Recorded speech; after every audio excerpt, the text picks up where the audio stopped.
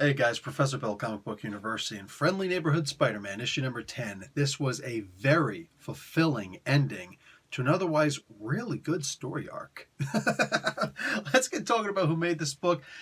We'll talk a little bit about the book itself. Feast or Famine, Part 4. Tom Taylor is the writer. Ken Lashley and Scott Hanna and Lucia Maresca do the art. Nolan Woodard on the colors, and VC's Travis Lanham does the letters.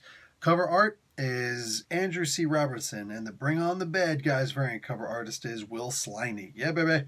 Stanley was created by Spider-Man. How you like that? Anyway, you get the gist. And Steve Ditko did the art. So we've got this. Wow. Spider-Man goes up to Iron Man, Tony Stark, and he's like, "Hey, we need your help." And make no mistake, this 2 pages, 3 pages, there's 3 pages featuring Stark and Peter was boring, was choppy, was silly. It was like, dude, what the hell am I reading? It was about to take me out of it. But then it moved on to the regular storyline, and it, increased manifold. And then you realize the reason why they decided to, Tom Taylor decided to do that first 3 pages the way that he did, is we couldn't possibly be allowed to know what the ending was going to be. This was cool. There's a reason why he had to wait. Peter Parker had to wait a few minutes, wait a little while to a certain time until he could pose his attack to take over. It's funny because he's technically won the day. The problem is he's not just fighting against a superpowered villain. He's also fighting against the corporation that he owns.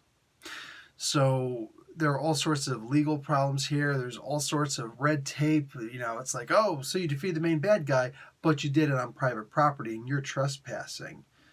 Oh man, like really? This has got to be like the worst kind of person. This reminds me a lot of somebody walking up trying to pick a fight with somebody, gets punched in the face, and says, "Oh, I'm going to sue." But you literally just you egged me on until I hit you. Like you're the biggest. You acted like such a tough guy. You're actually a whiny little baby, and now I got to worry about freaking putting you down in a lawsuit. Like, this is ridiculous. That's pretty much how this bad guy is. The worst kind of villain, the trollish villain.